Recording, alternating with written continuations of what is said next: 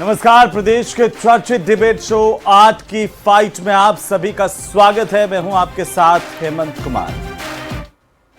भजनलाल सरकार ने प्रदेश में अपना तीसरा पूर्णकालिक बजट पेश कर दिया और वित्त मंत्री दिया कुमारी ने जहां बजट में स्टाम्प ड्यूटी पर सरचार्ज बढ़ाया और डीएलसी दरों में भी बदलाव का ऐलान किया है, तो वहीं आम आदमी के लिए फ्री इलाज और किसानों को सस्ती बिजली देने की बात भी कही गई है।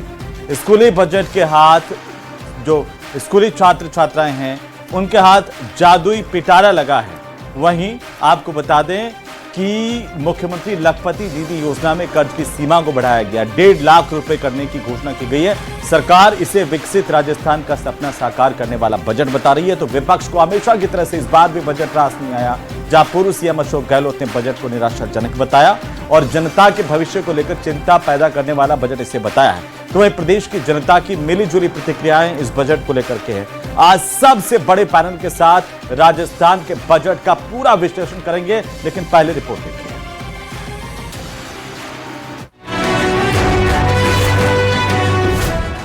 वित्त मंत्री दिया कुमारी ने बुधवार को विधानसभा में साल 2026-27 का बजट पेश किया, जिसका आकार 21.52 लाख करोड़ रुपए रखा गया।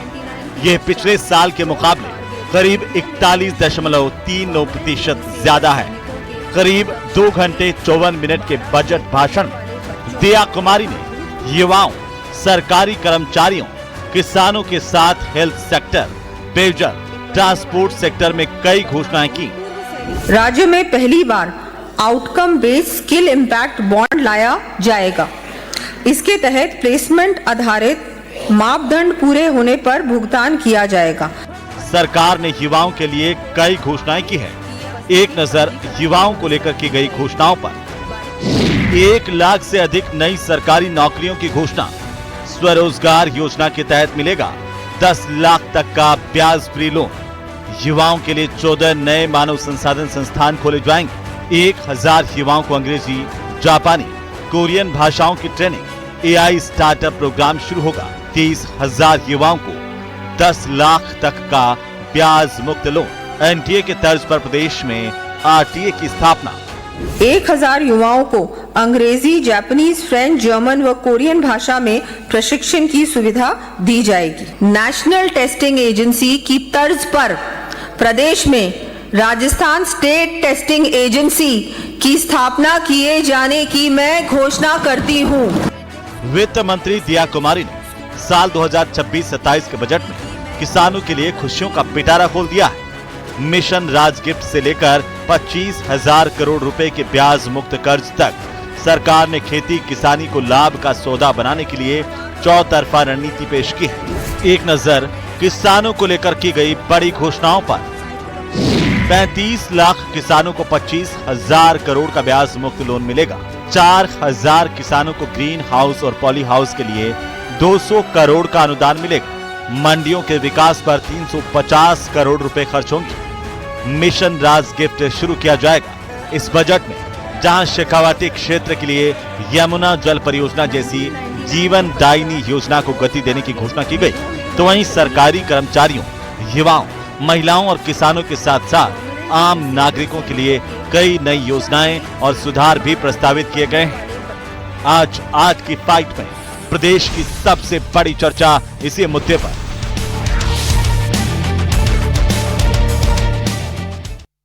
तो प्रदेश का बजट राजस्थान के विकास को नए आयाम कैसे देगा, इसी लेकर के हम बात करेंगे। आज इस बजट का पूरा विश्लेषण करेंगे, लेकिन पहले वक्त आज के सवालों का सबसे पहला सवाल इस बात को लेकर के कि बजट का दम किसान, युवा क्या वाकई बम बम क्या उनकी बल्ले बल्ले हो रही है, ये पहला सवाल। और सवालों की इसी कड़ी में हम बात करें तो सवाल नंबर 2 इस बात को लेकर के कि बजट से क्या विकसित राजस्थान बनेगा, क्योंकि मुख्यमंत्री भजनलाल शर्मा ने कहा कि ये जो बजट है वो दूरगामी सोच के साथ निर्मित किया गया है। विकसित राजस्थान का सपना देखा था केंद्र से लगा करके और राजस्थान तक, और उसे साकार करने के लिए बजट जो है वो महत्वपूर्ण साबित होगा। सवाल नंबर 3, तो सवाल नंबर 2 यही कि बजट से क्या विकसित राजस्थान बनेगा, और सवाल नंबर 3 बजट विपक्ष को नहीं आया रास, क्या पूरी हुई है आस। आम आदमी की उम्मीदों पर यह बजट आखिर कितना खरा उतरा, ये सबसे महत्वपूर्ण सवाल। और आज इन्हीं सवालों के इर्द गिर्द आज के चर्चा की हम शुरुआत करेंगे, क्योंकि महत्वपूर्ण बजट का दिन और इसे लेकर के तरह तरह की प्रतिक्रियाएं अभी, हालांकि अलग अलग स्तर पर इसका और विश्लेषण होगा कि कितना महत्वपूर्ण बजट है। हालांकि सरकार की तरफ से, सीएम की तरफ से ये कहा गया है कि ये दूरगामी बजट है। हमारे साथ खास मेहमान जुड़ चुके हैं, मैं परिचय करवा दूं हमारे मेहमानों का। हमारे साथ गोवर्धन वर्मा हैं, भारतीय जनता पार्टी के विधायक जुड़ चुके हैं। साथ ही साथ हमारे साथ रामकेश मीणा हैं, कांग्रेस पार्टी के विधायक हैं। डॉक्टर मिथिलेश जैमिनी हमारे साथ हैं, वरिष्ठ पत्रकार के तौर पर। राघव चतुर्वेदी हमारे साथ हैं, अर्थशास्त्री के तौर पर। रामपाल जाट हमारे साथ हैं, किसान नेता के तौर पर। सबका स्वागत है, सबका अभिनंदन है। सबसे पहले एक छोटी सी टिप्पणी जो है राघव चतुर्वेदी जी, जो कि अर्थशास्त्री है, उनकी नजर में ये बजट ओवरऑल कैसा है? राघव जी।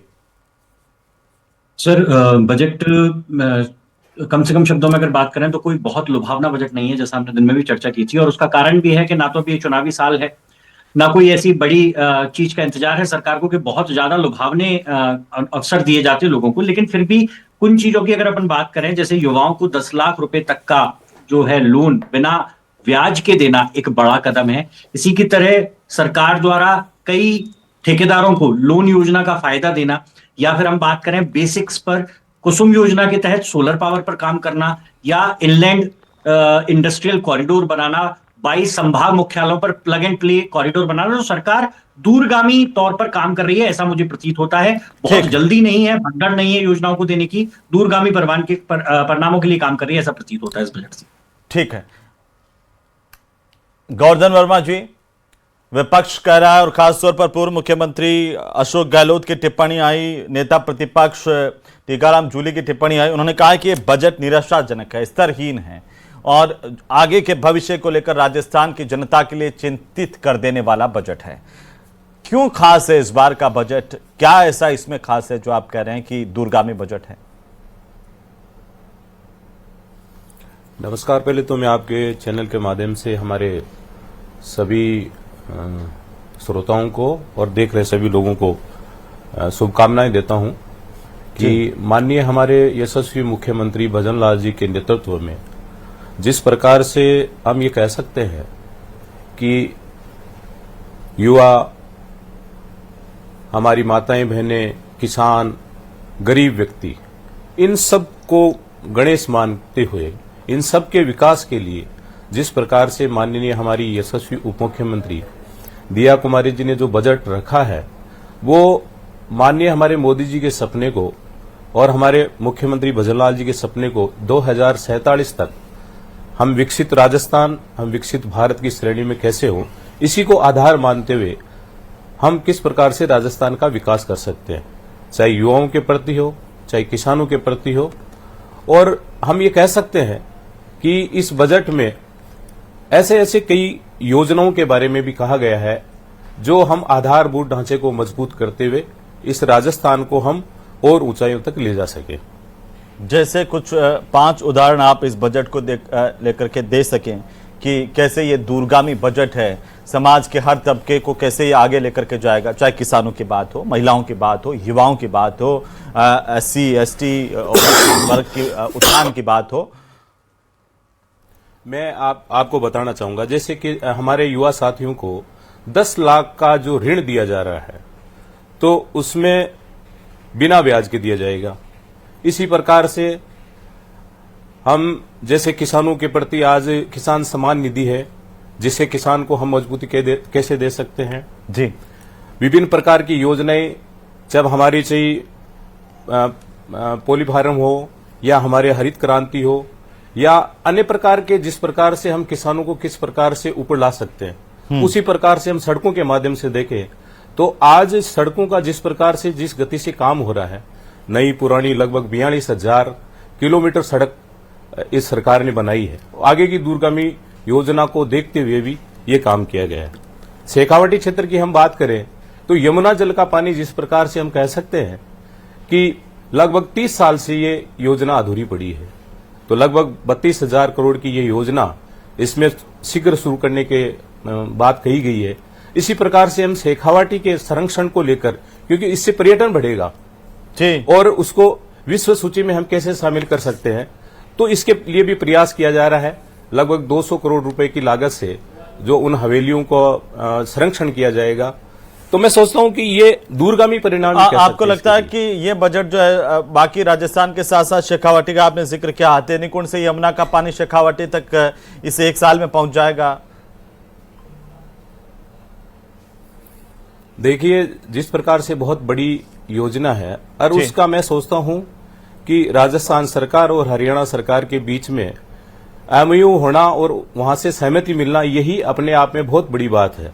और इसके लिए, क्योंकि जब हम कह रहे हैं, माननीय मुख्यमंत्री जी कह रहे हैं कि इस यमुना जल का पानी पीने के साथ साथ में सिंचाई में भी काम आएगा, तो मैं सोचता हूं कि यह बहुत बड़ी हमारी शेखावाटी के लिए एक जीवन बदलने वाली कह सकते हैं। ठीक है, रामकेश मीणा साहब, हमारे पीने का पानी, और सरकार कह रही है और विधायक जी भी कह रहे हैं कि ये बजट जो दूरगामी असर वाला बजट है, आपको शुरुआती तौर में ऐसे दिखेगा ऐसा ही, लेकिन इसके असर जो है आगे तक जाएंगे।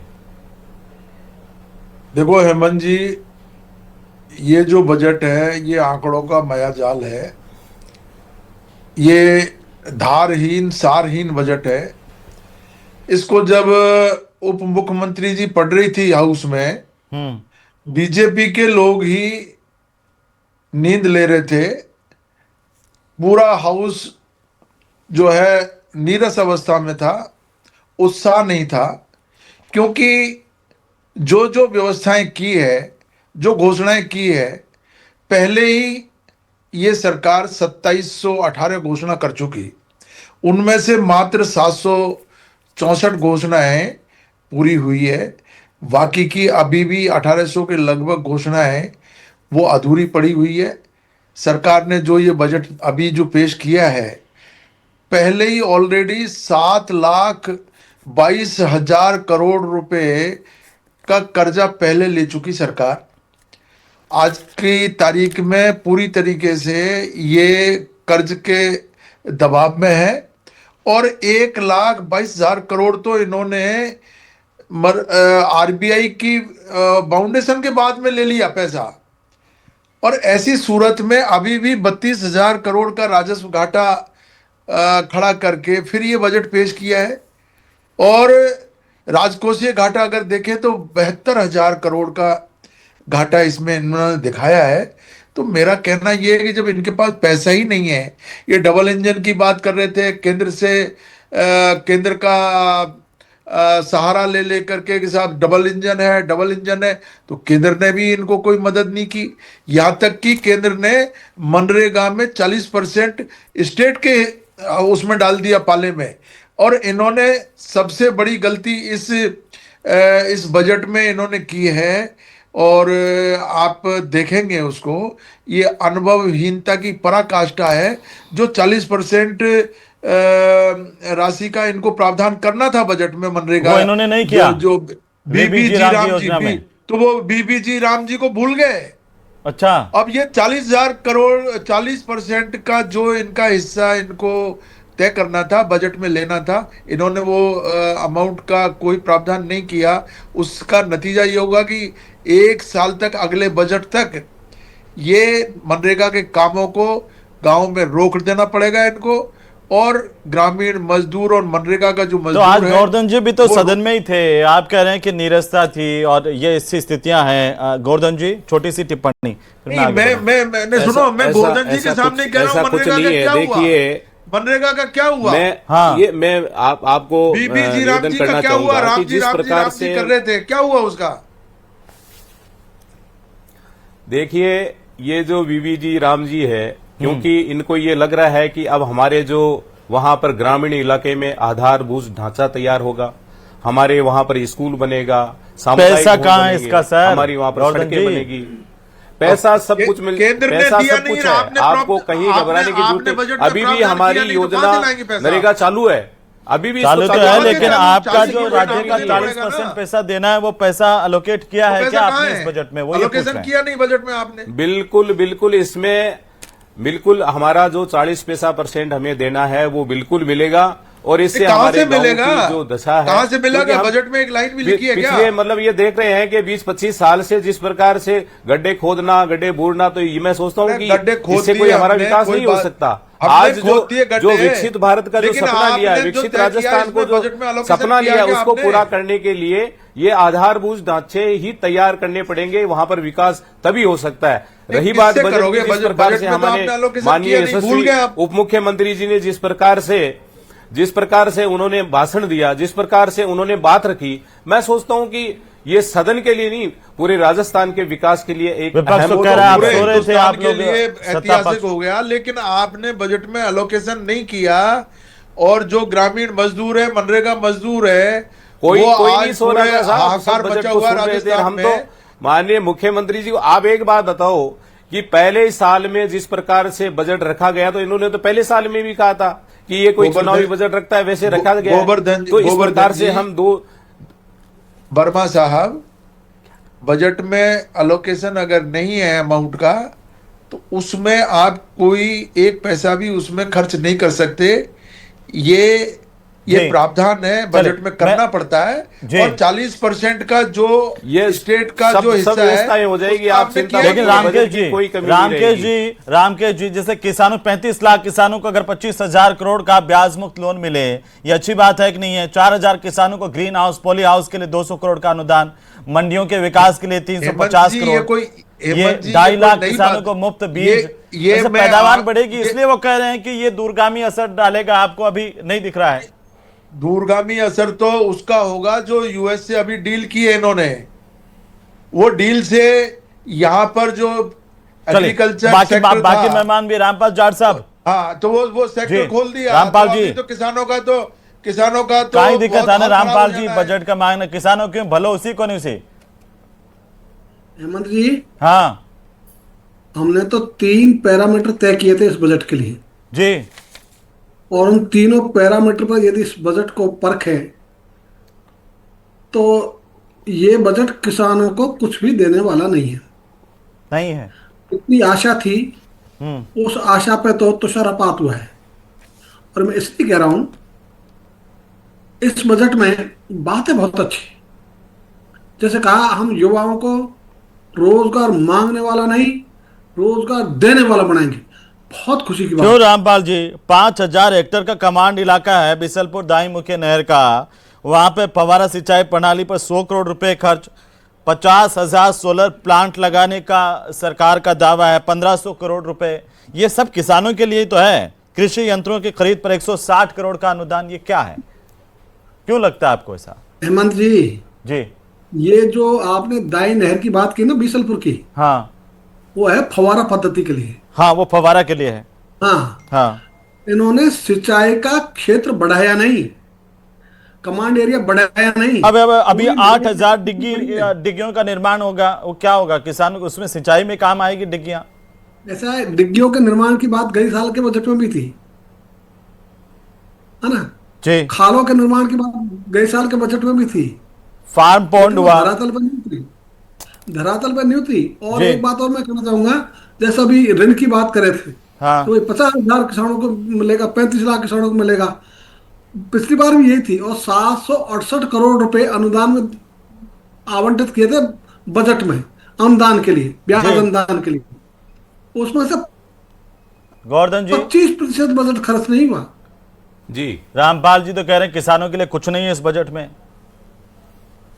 देखिए, मैं सोचता हूं कि जिस प्रकार से हो सकता है इनका नजरिया आप हो सकता किसान है, परिवार से लेकिन आते हो जिस प्रकार गोवर्धन से जी, दौद गए उस इलाके से जहां खेती किसानी खाटी, उस इलाके से आते हो, फिर भी आप ये बता नहीं पा रहे हो कि किसानों के लिए क्या महत्वपूर्ण है? देखो, किसानों के लिए जिस प्रकार से हम ऋण मुक्त ब्याज मुक्त ऋण देंगे, उसी प्रकार से हम जिस प्रकार से किसानों के लिए पॉली हाउस हो, ग्रीन हाउस हो, उनके बनाने के लिए छूट दी जाएगी, सिंचाई के लिए इसमें व्यवस्था की गई है। तो ये मैं सोचता हूं कि ये किसानों के लिए किया जा रहा है। यमुना जल का पानी ला रहा है तो ये भी किसानों के लिए है। जी, जयमनी साहब, कैसे देखा जाए आपकी नजर में इस बजट को? देखे कि अभी विपक्ष तो ये आरोप लगा रहा है किसी के लिए कुछ नहीं है इस बजट में, गोल मोल डब्बा गोल। देखिए, अगर इस बजट को 3 शब्दों में बयां किया जाए जी तो विकास, विश्वास और विजन, तीनों चीजें इसमें झलकती है। सबसे इंपॉर्टेंट चीज है कि इस बजट में जो एक सस्टेनेबल ग्रोथ के लिए, एनवायरमेंट के लिए काफी घोषणाएं की गई है। और मुख्यमंत्री खुद किसान के बेटे हैं, तो किसान का 7.1% बजट बढ़ाया गया है। अभी रामकेश जी कह रहे थे कि मनरेगा के लिए कुछ नहीं है। मनरेगा के लिए 6000 करोड़ है, जीबी राम जी के लिए 1100 करोड़ है। अब तो जो ये आंदोलन चला रहे हैं गांव में, उसकी हवा निकाल दी है भजनलाल जी ने कि मनरेगा में जो काम कर रहे हैं उनके लिए 6000 करोड़ का बजट अलोकेशन किया और 1100 करोड़ जो बाद में योजना शुरू होगी उसमें टाइम लगेगा उसके लिए दिया है। तो ये एक इंपॉर्टेंट चीज है कि रूरल डेवलपमेंट के लिए, एक सस्टेनेबल ग्रोथ के लिए। दूसरा एक बहुत ही इंपॉर्टेंट काम कि जयपुर में बच्चों के लिए जेके लोन में 25 करोड़ का आईपीडी टावर।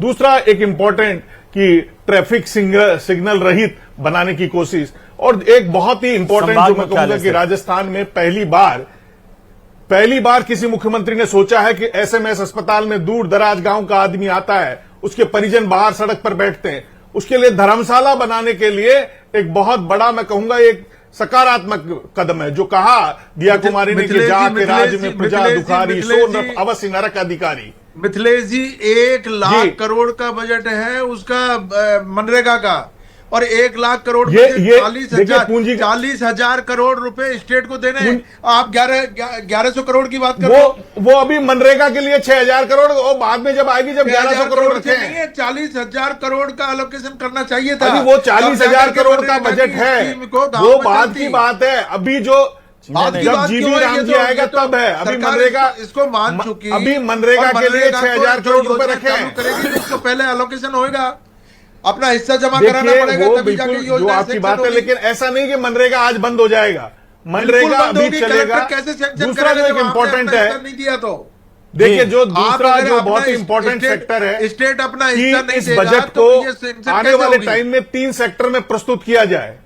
कि पहली बार जो आपने घोषणा की 1 साल के लिए, अगर 1 साल में जो पूंजीगत व्यय घोषणा की है तो वो बताएं, दूरगामी योजनाएं वो बताएं। और तीसरा इंपॉर्टेंट चीज है कि जो 1 साल में आपने अमली जामा पहना है वो जनता को पता नहीं, एक्शन टेकन रिपोर्ट बजट के साथ आम जनता को मिलना चाहिए। जिस तरीके से कांग्रेस आरोप लगा रही कि पिछली घोषणाएं पूरी नहीं हुई है। आपने जो सबसे इंपॉर्टेंट चीज है, देखिए जो सबसे इंपॉर्टेंट चीज है कि आज राजस्थान के लिए एक नई चीज आई कि राजस्थान की बेटी ने राजस्थानी लिबास में 2 घंटे 54 मिनट तक जो एक विजन डॉक्यूमेंट रखा, उसमें पर्टिकुलर किसान बजट 7.5% बढ़ गया। किसानों के लिए काफी घोषणाएं, यूथ के लिए काफी घोषणाएं की है, लेकिन कहीं कहीं जो एरोप्लेन वाला ब्रज कनेक्शन यूथ के लिए बताइए, आप करें कि युवाओं की काया पलट हो जाए, ऐसी 3 बड़ी घोषणाएं कोई हो आपके ध्यान।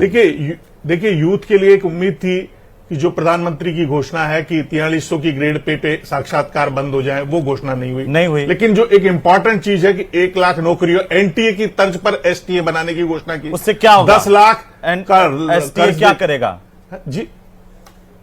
एसटीए जो अभी चल रहा है कि ऑनलाइन एग्जाम का कहा जा रहा है, ये तक दिया जा रहा है कि वो सिर्फ प्रवेश परीक्षाएं कराएगा, उससे क्या बदलाव हो जाएगा? हमारी जो भर्ती परीक्षाएं हैं रोजगार वाली, उन पर तो कोई असर नहीं पड़ेगा, वो तो आरपीएस प्रवेश परीक्षा। देखिए प्रवेश परीक्षा राजस्थान में केवल पीटीटी की होती है, बीएड की होती है, एक एमबीए की होती है, और धीरे धीरे उसमें वो भी डाला जाएगा क्योंकि सारा सिस्टम अब एआई के लिए इतना बड़ा बजट रखा गया है, किसानों को भी एआई पर ले जा रहे हैं। तो कुल मिलाकर जो किसान, जवान रामपाल साहब जी, राजमहस और राजभूमि, जो अवैध भूमियों पे अतिक्रमण में उसको रोकने के लिए जो राजभूमि और राजमानस जो मानसिक रूप से विकलांग, बीमार हो रहे हैं, अवसाद हो रहे हैं, उसके लिए काफी बड़ी घोषणा। रामपाल जी जी, युवाओं को रोजगार, हाँ, अभी डी श्रेणी की भर्ती थी, वैकेंसी थी 53,000, आवेदन किए 24 लाख ने जी।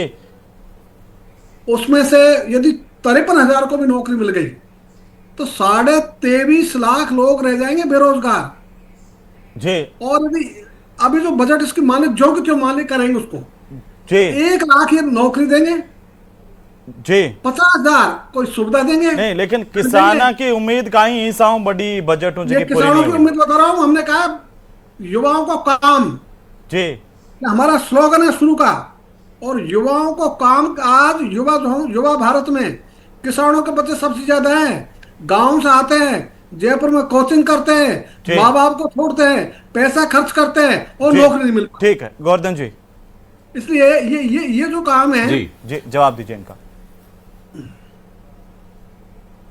देखिए, ये जिस प्रकार से मैं ये कह सकता हूं कि देखिए, अब सभी हमारे युवा साथियों को सरकारी नौकरी नहीं मिल सकती, और यही कारण है कि युवा नौकरी पाने वाला नहीं, नौकरी देने वाला हो, देसी इसके के लिए यहाँ प्रयास जब किए जा युवाओं रहे की हालत हैं। सही माननीय नहीं है। भजन लाल जी ने, हेमंत जी, कैसे देंगे युवा हेमंत नौकरी? जी, जो 8 लाख करोड़ का राइजिंग राजस्थान नहीं, में नहीं इन्वेस्टमेंट देंगे। आया जी। है, उसको भी ऑनलाइन डाला जाए, जिससे यूथ अपने हिसाब से, स्किल के हिसाब से नौकरियां ढूंढ ठीक- सके। ठीक है, राम ये जी। भी घोषणा करनी चाहिए कि जो 8 लाख करोड़ का आ गया है, ये जो दिख कंपनियां नहीं इन्वेस्टमेंट रहा कर रही है, रामकेश जी, वो विपक्ष यूथ को को। पता हो अपने स्किल्स के हिसाब से जॉब में। रामकेश जी कह रहे हैं युवाओं को ऐसा बनाएंगे जो नौकरी दे सकें, नौकरी हाँ, लेने ये- वाला नहीं, इसीलिए तो यही हम दूरगामी चाहते कह रहे हैं। हैं। ये सही कह रहे हैं, हम भी ये चाहते हैं ये कि सब युवा ये जो है ना, ये नौकरी जो देने वाला लोग- बने। हाँ जो लोक लुभावन बातें जो ये कर रहे हैं, जी ये धरातल पे ये टिक नहीं रही है बातें। जो अभी रामपाल जी कह रहे थे, अगर इनके बजट को हूबहू भी मान लें, तब भी राजस्थान में कितनी बड़ी संख्या में बेरोजगारों की फौज खड़ी हुई है, जी सरकार उससे कैसे निपटेगी? लेकिन रामकेश जी अर्थशास्त्री कैसे भी उनको कह रहे हैं, रोजगार अभी देगी? अभी राघव जी भी रामकेश कह जी, रहे पेपर थे लीक तो कि नहीं ये हो रहे। लोक लुभावना तो नहीं है, 19 लेकिन पेपर लीक इम्पैक्ट हुए थे डालेगा आपके राजस्थान कार्यकाल के में। विकास को लेकर- वो कम से कम पेपर लीक तो नहीं हो रहे, लगाएगा। ये उम्मीद करेंगे उपलब्धि धरातल पर ऐसा उतरे जैसा बताया जा रहा है। बहुत शुक्रिया इस चर्चा में शामिल होने के लिए। उम्मीद की जाए कि बजट धरातल पर जब उतरेगा तो अपना कमाल भी दिखाएगा और हर वर्ग का उत्थान करने वाला बजट साबित हो।